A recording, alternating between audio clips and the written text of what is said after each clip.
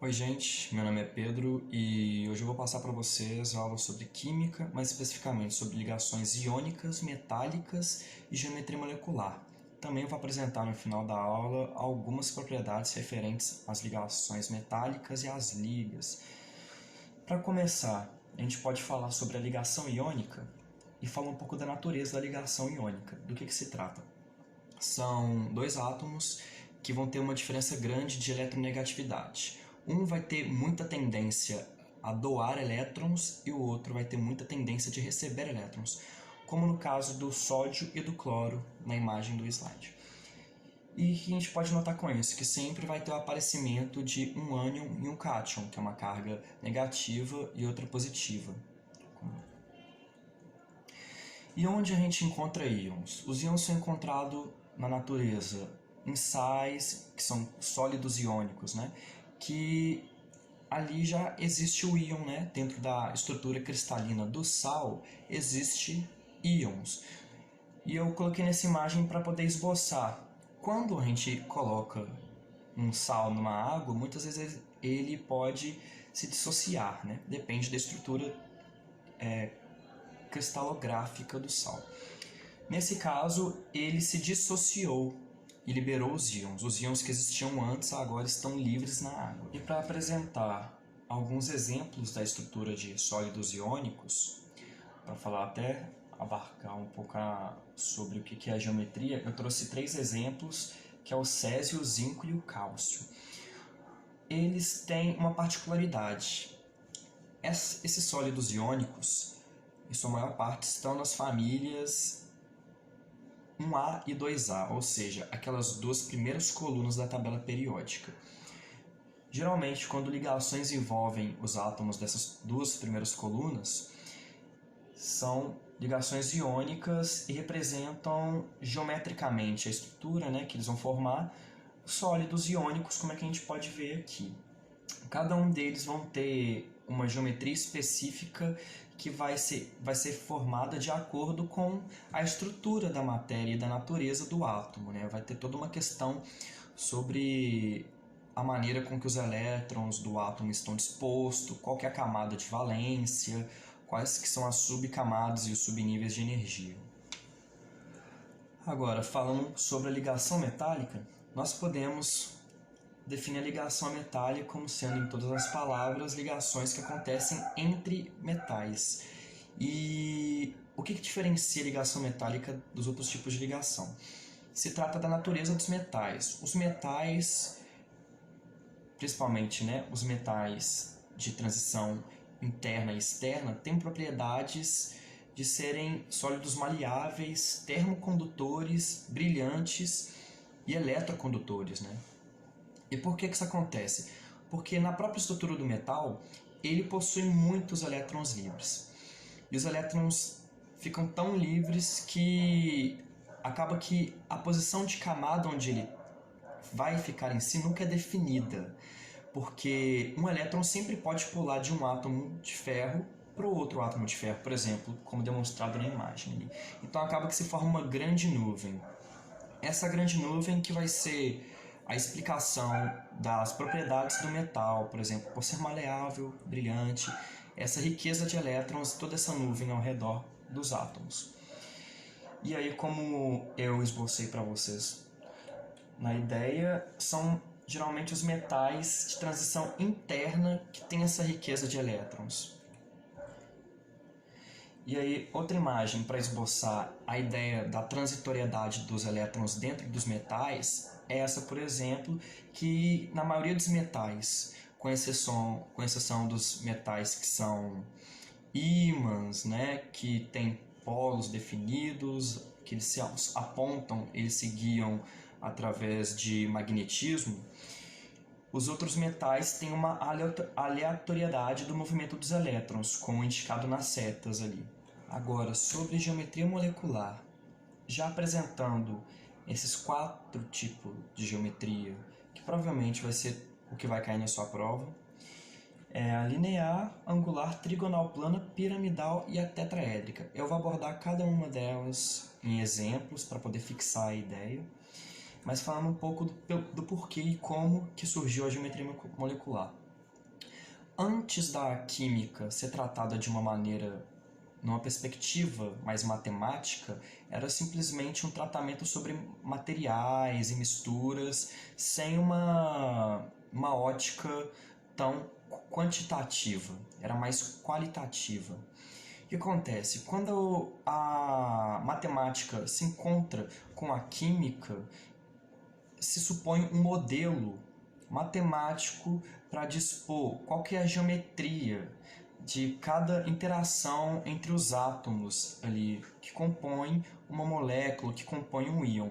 E vai ter todo um estudo, né, matemático do espaço, do que é esse tipo de formação geométrica e por que ela existe. E aí nasce o modelo de repulsão dos pares eletrônicos da camada de valência, que é um nome bem complicado, se pronuncia VSEPR, apesar da forma que está escrita. É um modelo que explica bem por que aparecem essas geometrias diferentes, às vezes para materiais que têm a mesma composição atômica. E para começar explicando, nós podemos explicar as moléculas lineares, né? Nós temos como exemplo o CO2 e o HCl. O que a gente pode ver? A molécula biatômica, diatômica, ela vai ser obrigatoriamente linear, porque ela só vai ter, né, que nem a imagem esboça, duas bolinhas, né, e uma conexão entre elas. Agora, especificamente, moléculas que são triatômicas, elas não necessariamente são lineares, mas no caso do CO2, nós temos um equilíbrio entre os elétrons do oxigênio e do carbono que faz com que seja linear. Nesse caso, a explicação, né, para moléculas com 3 átomos, a geometria será linear se o átomo central não apresentar elétrons livres. Como vocês viram na imagem, o carbono não tinha nenhum elétron livre, isso estava com os oxigênios. Agora só um outro exemplo, o H2 e o HCl, outros exemplos de moléculas lineares. Agora as moléculas angulares. Vai ser o caso onde o átomo central vai ter elétron livre, vai ser uma ligação triatômica, vai ter 3 átomos, e o átomo central vai ter um elétron livre. No caso, usamos aí o H2O, porque o oxigênio ele tem 2 pares de elétrons livres. E o que a gente pode imaginar nessa figura do tetraedro? Que nós temos a estrutura ali, o H está para baixo, outro H está, vamos supor, para o plano da esquerda, o elétron livre está para cima e o outro está para o plano da direita. Os elétrons do oxigênio vão fazer com que as ligações, né, os elétrons do hidrogênio e do oxigênio que estão sendo compartilhados ali, deem uma torcida para baixo e criem esse ângulo. Nós temos aqui outros exemplos, o SO2, que por exemplo o S, que é o enxofre, ele tem um elétron livre na camada de valência e por isso a estrutura fica curvada do jeito que é apresentada. E o íon nitrito, que também apresenta o átomo central, um par de elétron livre, que é o nitrogênio ali, como pode ser visto na imagem, na estrutura de Lewis. Esse par de elétrons vai fazer com que crie um ângulo entre as ligações com oxigênio. Agora, para apresentar as moléculas trigonais planas, nós temos o famoso formaldeído, né? Também conhecido como metanal, ele é um aldeído, e como vocês podem ver, a explicação da geometria trigonal plana pode ser explicada de maneira simples, imaginando que as ligações vão ser feitas em cima de um plano, ou seja, se imagine colocando as moléculas em cima de uma folha de papel, e as ligações só vão poder acontecer na extensão da folha de papel. Não pode ter molécula indo para trás da folha ou para frente da folha. O que acontece? Por ser trigonal, vai envolver 3 átomos.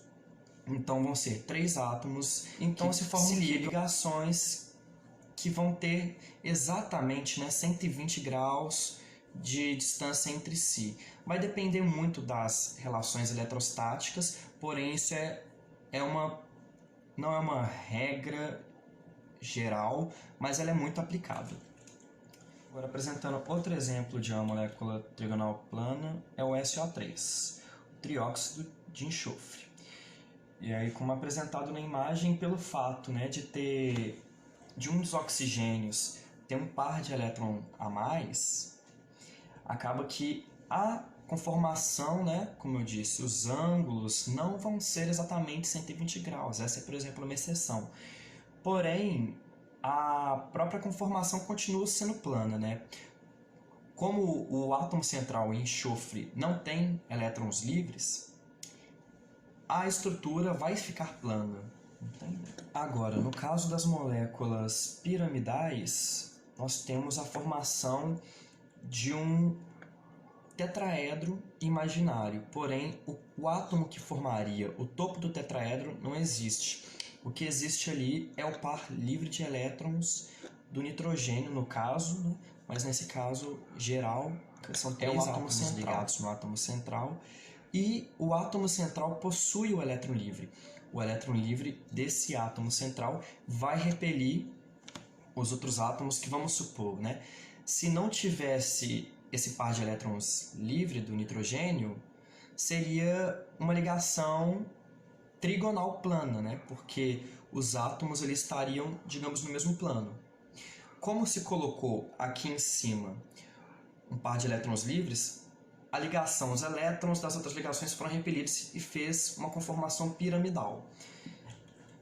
Agora, para esboçar aqui, a gente tem uma molécula de H3O+, mais conhecido como hidrônio, que é a forma da água com um H+, a mais, né? Que é assim, a água possui oxigênios com pares de elétrons livres, então tem situações, né? Situações através de cálculos, situações caóticas, onde que o H2O nem sempre vai ser H2O, ele pode ser H3O+, H4O2, enfim. Então, nesse caso, o H3O+, vai ter um elétron ali sendo capturado por um hidrogênio H+, que vai estar no meio da água, vamos supor, e vai formar esse H3O+, que, pelo fato do oxigênio, o átomo central, ainda ter um par de elétrons livre, vai conseguir fazer esse esquema piramidal. Agora só mais um exemplo aqui para indicar mais como que funciona, né, essa ideia da formação. E aqui a molécula tetraédrica. A ideia do tetraedro é a ideia das ligações piramidais, porém, ao invés de ser o par de elétron livre que vai estar ali no átomo central, vai ser outro átomo. Então vai formar o tetraedro perfeitamente, como o CH4, o metano, né? O metano é um exemplo clássico da imagem do tetraedro. Agora outro exemplo aqui, que CHCl3, e explicando um pouco aqui sobre a polaridade, né, as propriedades de polaridade e a geometria das moléculas. A gente tem que a polaridade dos átomos que são lineares vai depender da diferença de eletronegatividade entre os átomos que compõem a ligação linear, né? No caso, hidrogênio com hidrogênio vai ser sempre apolar, HF, como o flúor tem uma eletronegatividade. Agora, no caso das moléculas angulares, nós vamos ter sempre ali uma formação de um vetor que vai fazer com que a molécula seja polar, né? Pelo fato dela ter um ângulo e ela não necessariamente, né, ter vetores que se anulam, ela vai ter sempre um vetor assim, um aqui, então acaba que a resultante sempre vai ser para fora, né, tipo, para dentro da imagem, para cima, então sempre vai ter uma formação de um vetor de eletronegatividade, então ela sempre vai ser polar. Agora, como eu tinha explicado antes, que esse modelo da geometria molecular vem de previsões de cálculos matemáticos sobre a estrutura da matéria, aqui nessa imagem a gente pode explicar um pouco do que se trata isso, né? As geometrias moleculares que estão apresentadas aqui, todas são referentes a algum estado de energia e hibridização que a molécula toda junta possui. Por exemplo, A hibridização mais comum nas moléculas orgânicas, né? Por exemplo, no tetraédrico, é o sp3, porque são um átomo, né? Que tem um orbital S e 3 orbitais P, fazendo as 4 ligações juntas. Agora, nos outros exemplos, vamos supor o sp2,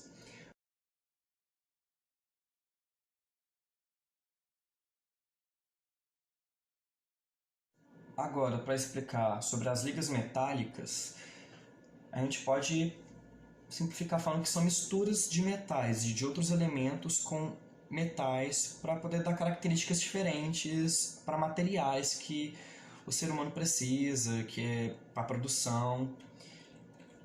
E eles são chamados de elementos de liga.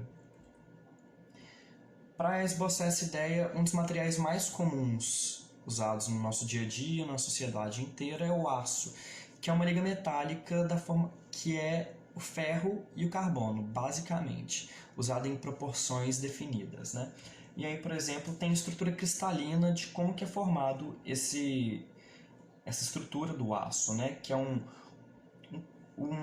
átomo de ferro dentro central de carbono, envoltado e aí a gente tem uma imagem da cristalografia embaixo, né, de como que essa estrutura do aço é representada, porque é uma produção que, para ter noção da escala micro, né, a escala muito pequena, não fica muito certa. Por isso tem essa certa aleatoriedade, material muito comum usado no nosso dia a dia, né? E é o bronze, inclusive nas moedas, que é o que? É simplesmente estanho e cobre misturados numa proporção devida para o material. A gente tem o uso de materiais que são semicondutores, que é o uso do silício com alguns outros materiais, né, que conseguem fazer essa condução, né? Porque nós temos que pensar que metais são materiais que conduzem eletricidade. Que a gente queira produzir talvez não seja um material que transmita eletricidade, mas um material resistente. Ou então um material que seja pouco resistente, pouco maleável, mas que transmita muita eletricidade. No caso dos semicondutores, é um material que transmite eletricidade, só que apenas numa pequena faixa. E é só um exemplo que eu trouxe porque é algo que está presente no nosso dia a dia e é muito bom a gente entender o porquê, né, desse material fazer essa transmissão, né? Porque justamente se você olhar na estrutura cristalina, né, vai ter os átomos de silício, heteroátomos no meio da estrutura, como o arsênio e o índio. Esses átomos vão colocar elétrons a mais na estrutura. Esses vão ser os elétrons ou a menos, né, que vão estar dentro da estrutura, caminhando, entre aspas, passando essa energia numa faixa de energia específica, não tudo de uma vez, como poderia acontecer uma corrente no metal muito alta, mas sempre vai ter uma limitação. E um exemplo para exemplificar essa propriedade, né, é só esse nível de energia, como que é quantizado essa questão do material, que é condutor, semicondutor e isolante, né? O isolante a gente pode pegar, por exemplo, ligações iônicas, são totalmente isolantes. E agora, observando o gráfico aqui e a imagem acima, imagina uma coisa tão isolante quanto o ar. O ar é muito isolante, ele não passa elétron no ar, não passa corrente elétrica. E assim, elétrons passam, mas não guiados por uma corrente. Então, o que seria para exemplificar, por exemplo, né? Nós temos materiais que conduzem eletricidade bem, conduzem eletricidade muito mal e conduzem eletricidade em certo nível. E o que acontece? Um material isolante, como sais da ligação iônica, como materiais que são isolantes, como borrachas ou o próprio ar, são materiais isolantes porque tem essa faixa de energia aqui que não tem elétron livre, que não tem essa faixa chamada proibido, que não tem maneira de nenhum elétron, nenhuma corrente passar por ali.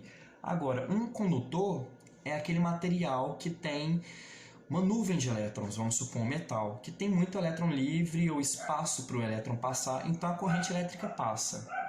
Agora, o material semicondutor é aquele que é feito à proporção para passar um nível de corrente elétrica específica.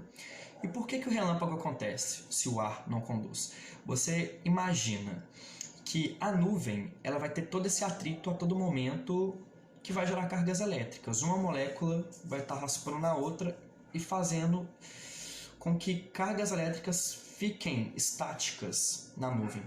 Essa carga elétrica estática, se ela se acumular por até um nível certo de energia, né? Um nível muito alto, por sinal, mas um nível específico de energia, ela vai conseguir quebrar essa resistência do ar e acontecer o que a gente chama de relâmpago, né? Vai ser o polo negativo da nuvem, toda a nuvem eletrônica que vai ter na nuvem em si, vai cair e vai atingir o chão da Terra para ter esse equilíbrio elétrico, né? E acontece, é uma proporção de energia muito grande, mas ela é bem específica para quebrar essa resistência do isolante. Então, ou seja, nenhum material é 100% isolante, nenhum material é 100% condutor. Todos vão ter uma certa resistividade. Aqui um material, só para a gente passar assim, a ideia do que é a estrutura dele, é a cerâmica. Ela é formada de silício e oxigênio, e os diversos tipos de cerâmica vão estar relacionados com essa questão do heteroátomo que vai ser colocado ali para dar uma característica diferente nela, ou então em toda a diversidade de estrutura que os átomos de SiO2 podem se ligar. E além disso, a gente trouxe aqui também para apresentar uma outra estrutura cristalina, é a estrutura do ferro, né? dos sulfetos, de onde que o ferro geralmente é extraído, né? Os minérios. Essa imagem foi retirada de uma foto do Museu de Ouro Preto, onde que eles pegam esses minérios muito raros, que é, por exemplo, esse minério de sulfeto, que praticamente cúbicos, né? Que representa em si qualquer estrutura apresentada microscopicamente, sabe? E outro exemplo disso também é a ametista. A ametista, como que a gente pode ver na imagem ali, outro exemplo que eu trouxe aqui para poder comparar é a estrutura da ametista. A ametista, como que a gente pode ver nas representações superiores, elas têm esse formato piramidal, né? Digamos assim, essa estrutura triangular com essas pontas. E quando a gente vai ver esses minérios, né, que são extraídos, que demoram muito tempo para se formar, né? Existe todo um processo de formação quando ele vai ser pego numa caverna, né? Digamos assim, numa gruta. Ele sai com essas quinas, com essas pontas bem evidentes, né? Nesses grandes pedaços. Então é interessante ver como é que essa geometria, que nós pensamos que são coisas muito pequenas, que não são regras, né, digamos, porque a gente vê no macroespaço, mas muitas delas se adequam de certa forma estética. Só uma classificação de cristais, de cristalográficos, materiais, né, que provavelmente não vão cair na sua prova, porque são materiais muito específicos, mas para não ficar sem falar deles, esses cristais específicos que têm formação octaédrica e que têm formações com átomos que fazem ligações acima de 4, ou seja, átomos que já expandem o octeto e fazem 5, 6 ligações. Por exemplo, aqui nós temos uma gama de geometrias diferentes para átomos que vão fazer 5 ligações. A gente tem a bipirâmide trigonal, que é, falando assim de maneira simplória, quando não vai haver nenhum elétron livre pelo átomo central. Vai ter a de gangorra. A gangorra, como é que pode... Um elétron na imagem, ela tem no central. A formação de T, 2 elétrons livres, e a formação linear vai ser atingida, né, nesse átomo que tem 3 pares de elétrons livres pelo átomo central, vai ser formado, né? E aí nós temos as geometrias do já dos átomos que fazem 6 ligações, a gente vai ter a octaédrica, que vai ser quando ele realmente vai fazer 6 ligações. Vai ser uma estrutura cristalina que expande o octeto, que ela é complexa, geralmente acontece com enxofre, bromo, xenônio, esses átomos que estão apresentados aqui. O cobalto também ali, a principal estrutura, né? Formando aqui, exemplificando o octaedro, que eu quero demonstrar para vocês. E a pirâmide de base quadrada, que vai ser a pirâmide que vai ter, né, essa geometria. Vai ter um par de elétrons livres pelo átomo central e o quadrado planar, que vai fazer uma estrutura análoga a uma cruz a um X. Bom, é isso, gente. Falou!